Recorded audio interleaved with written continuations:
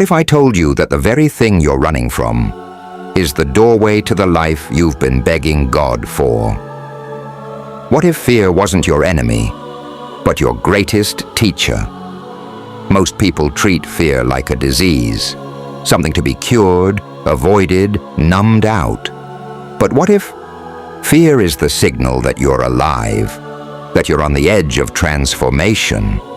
You're not weak because you're afraid. You're powerful because you're still standing. But here's the question. What are you going to do with your fear? Are you going to keep running from it? Or are you finally ready to face it and turn it into fire? Let's go there. 1. Fear is not the opposite of courage. It's the prerequisite. The world sells you a lie. You must be fearless to do great things. Wrong. The truth?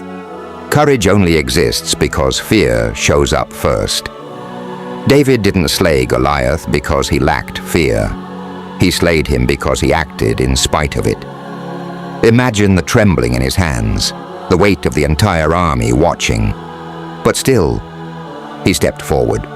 That's what courage looks like. Not absence of fear, but movement with it. So the next time fear grips you, ask yourself, what would happen if I moved anyway? 2. Fear is a mirror, not a monster. Fear reflects what you care about. You're not afraid of public speaking because of the stage. You're afraid because deep down, you want to be seen, heard, and respected. You're not afraid of starting that business because of failure. You're afraid because it matters. Fear reveals your values, your desires, your identity. So when fear rises, stop demonizing it. Study it. What is it trying to show you about who you are? 3. The brain that creates fear can also rewire it. Neuroscience shows us this. Your amygdala fires when you're afraid, but your prefrontal cortex, that's the command center. That's where logic, awareness, and transformation live. You can train your mind to stay steady through breathwork, through journaling, through repeated exposure. You don't remove fear by willpower. You recode it through awareness. It's not about being unafraid. It's about becoming unfrozen. 4. Fear is the gatekeeper of greatness. On the other side of fear is everything you want. But to reach it, you have to go through fear, not around it. No shortcut, no hack.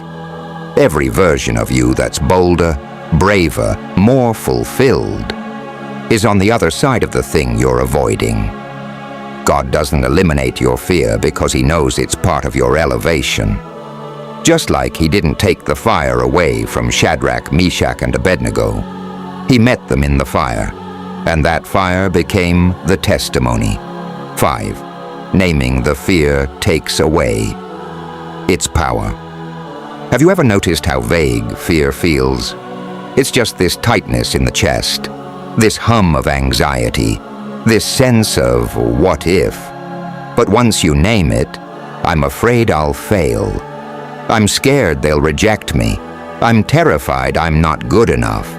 It loses its mystery.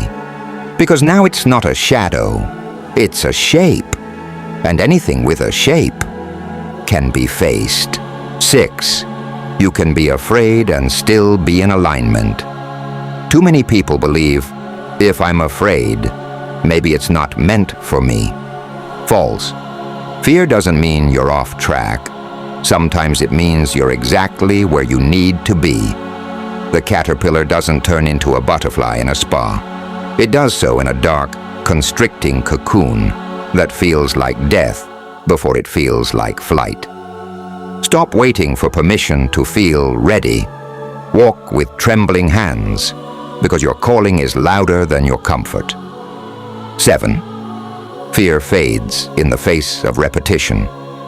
Think about the first time you rode a bike, or spoke on a mic, or walked into a room full of strangers. Your body said, "Danger." But then you did it, again and again. Repetition teaches your nervous system that this isn't life-threatening, that fear doesn't have to be the stop sign. Consistency is what turns fear into familiarity. You master what once terrified you by showing up anyway. 8. Faith and fear can coexist, but only one can lead. You can feel fear and still act in faith. Peter walked on water. He doubted and began to sink. But before that, he walked. You don't have to wait until your fear is gone. You just have to decide, will I let fear drive the boat, or will I tell it to sit in the back? Faith says, I see the storm, but I trust the one who called me. Let fear be present, but never let it be in charge. Dean, your fear is often inherited, not innate.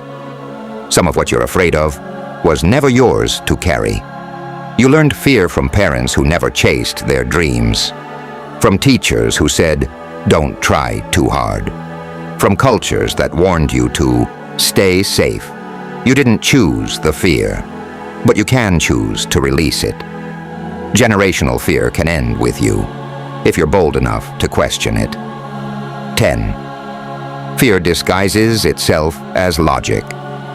Fear doesn't always scream. Sometimes it whispers in reasonable tones. You should wait until next year. You need more experience first. It's not the right time. But what if those aren't wise thoughts? What if they're fear wearing a suit and tie? Not every delay is divine. Some delays are fear in disguise, stealing your destiny with fake comfort. Discern the difference. 11. The world respects those who conquer fear. Think about the people you admire.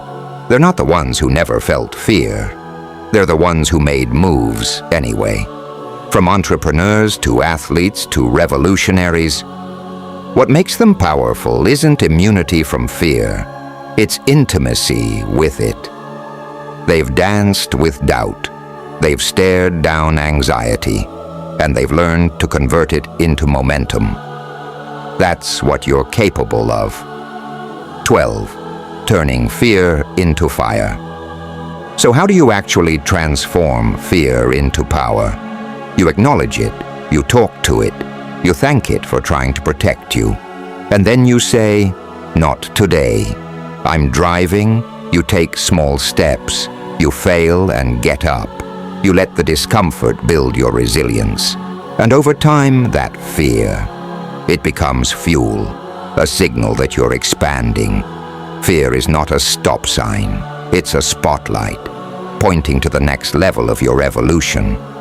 What if your whole life changes the moment you stop running? What if your next breakthrough, your deepest joy, your highest calling, is waiting behind the thing that makes your voice tremble? Don't pray for the fear to go away. Pray for the strength to move with it. And then move. Because the world doesn't need more people who play it safe. It needs people who are afraid and show up anyway. That can be you. Let fear be the spark, but you be the fire. Now go, face it, feel it, and transform.